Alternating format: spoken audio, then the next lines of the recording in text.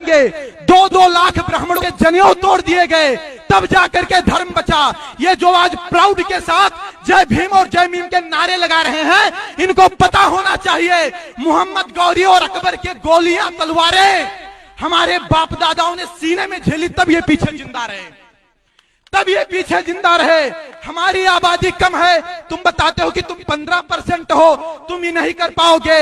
हमारी आबादी हिजड़ों की तरह ताली बजाकर नहीं खत्म हुई है, मर्दों की तरह देश और धर्म के लिए लड़कर खत्म हुई है। 12-12 साल के राजपूत लड़के, उनकी माताएं ऐसे तिलक लगा देती थी और युद्ध क्षेत्र में भेज देती थी, और जो बहनें होती थी वो जौहर कर लेती थी। यहाँ जनेऊ तोड़ दिए जाते थे, तब धर्म बचा है। मंगल पांडे, भगत सिंह शादी विवाह नहीं किए और देश के लिए लड़ गए, तब ये आजाद है। जिसको आज आप अपने आप को मूल निवासी बता रहे हो ना, एक भी मूल निवासी नहीं खड़ा था देश की आजादी के लिए और धर्म की आजादी के लिए। जिनको ये लगता है कि यहाँ के बाभन ठाकुर इनका शोषण कर रहे हैं, वो एक बार नजर पाकिस्तान पर डाले, जहां ये 23% थे और 1.9% बचे हैं। इनको पता चल जाएगा कि इनका शोषण किसने किया है। हमारे बाप दादाओं ने 565 रियासतें दी, तब इनको प्रधानमंत्री आवास के तहत जो योजना मिला, तब घर बनवाने के लिए जमीन हो पाया है।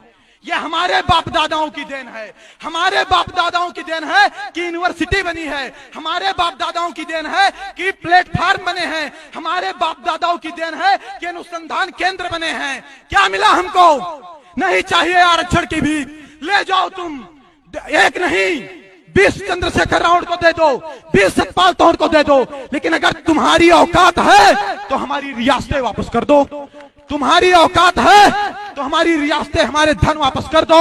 नहीं कर पाओगे, कंगाल हो जाओगे, क्योंकि पूरा का पूरा भारत हमारी रियासतों पर टिका है। हमने अपना सब कुछ छोड़कर अखंड भारत का सपना देखा था। 7 लाख पंडित कश्मीर में काटे गए, भगाए गए, लेकिन उन्होंने आतंकवाद का रास्ता नहीं अपनाया, उन्होंने ट्रेन नहीं फूकी, उन्होंने घर नहीं जलाए, उन्होंने बस नहीं जलाए। क्यों? क्योंकि इस देश से सबसे ज्यादा प्रेम है तो हम राष्ट्रवादियों को है। हमारा डीएनए टेस्ट करवा लो, हमारा डीएनए टेस्ट करवा लो, हमसे ज्यादा कोई राष्ट्रवादी मिल जाएगा, मैं भारत छोड़कर चला जाऊंगा। सही बता रहा हूं। बाप दादा देश और धर्म के लिए लड़े, उनका लड़का आज सिस्टम से लड़ रहा है, उनका लड़का रिजर्वेशन से लड़ रहा है, उनका लड़का SC/ST एक्ट से लड़ रहा है। भारत में पहले जब मृत्यु दंड दिया जाता था तो मृत्यु दंड के अपराधी से उसकी आखिरी इच्छा पूछी जाती थी। पूछी जाती थी कि नहीं पूछी जाती थी?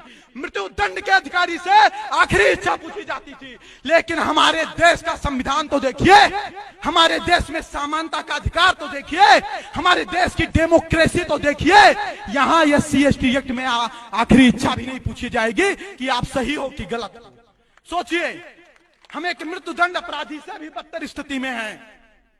मुस्कुराइए मत, सोचिए, चिंतन करिए, कहां थे, कहां पहुंच गए, कहां थे, कहां पहुंच गए, और आने वाले समय में कहां पहुंचेंगे।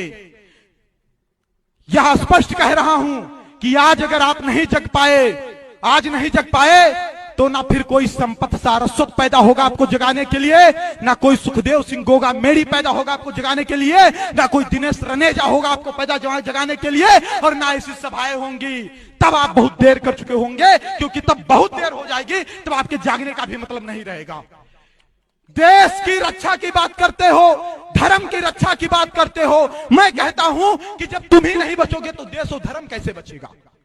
बताइए, जब आप ही नहीं बचोगे तो आपका देश और धर्म कैसे बचेगा? आप एक यादव से नाराज होते हैं तो दूध लेना बंद करते हैं, आप एक लुहार से नाराज होते हैं तो लोहे के औजार बनवाना बंद करते हैं, आप एक कुम्हार से नाराज होते हैं तो आप बर्तन बनवाना बंद करते हैं। लेकिन जब आप एक बाभन और ठाकुर से नाराज होते हैं, तब आप हिंदू संस्कृति, हिंदू धर्म और हिंदू सभ्यता से अलग हो जाते हैं। क्योंकि आज भी जन्म संस्कार, मृत्यु संस्कार, विवाह संस्कार पंडित जी करवा रहे हैं, और पंडित जी की रक्षा ठाकुर साहब कर रहे हैं। जागिए, जागिए, सिस्टम चेंज होगा। क्यों चेंज होगा बता रहा हूं। सिस्टम इसलिए चेंज होगा कि जब भारत में हमारे जैसे 21 और 22 साल के युवा जब देश में राष्ट्रवाद और हिंदूवाद के नाम पर हमें ब्लैकमेल किया जाता है, तब हमारे जैसे युवा एक एक हजार किलोमीटर की यात्रा तय करके बीकानेर इस विषय को उठाने के लिए पहुंचते हैं, तब समझिए कि सिस्टम चेंज होगा। हमसे काफी लोग जुड़े हैं सोशल मीडिया पर, आदरणीय संपत भैया भी जुड़े हुए हैं, जोशी जी, आप सभी लोग जुड़े हुए हैं। आज तक मैंने किसी नेता के साथ सेल्फी लेकर नहीं डाली। क्यों डालूं? सुप्रीम कोर्ट का फैसला आता है, प्रमोशन में रिजर्वेशन मौलिक अधिकार नहीं है, राज्य सरकार बाध्य नहीं है। राहुल गांधी कहते हैं ये तो आरक्षण खत्म कर रहे हैं, और वहीं पर चिराग पासवान बैठा है, उसका जो गठबंधन है वो एनडीए से है, राहुल गांधी यूपीए से है, लेकिन सिर्फ और सिर्फ आरक्षण की बात पर वो राहुल गांधी के स्वर में स्वर मिलाता है और कहता है कि हाँ, इस रिजर्वेशन को 9वीं सूची में डालूं। सोचिए, उसे सीख लेने की आवश्यकता है कि वो अपने समाज के लिए अपने पार्टी को लात मार देने को तैयार है, और हम 5 रुपया के पार्टी का सदस्यता नहीं लिए हैं और बाहर से तमाशा देख रहे हैं कि संपत जी का कार्यक्रम फ्लॉप कैसे हो। बाहर से तमाशा देख रहे हैं कि संपत जी का कार्यक्रम फ्लॉप कैसे हो। चलिए मत, अगर पड़ोसी के घर में आग लगा है ना, तो आग आपके घर तक भी पहुंचेगा, क्योंकि फूस का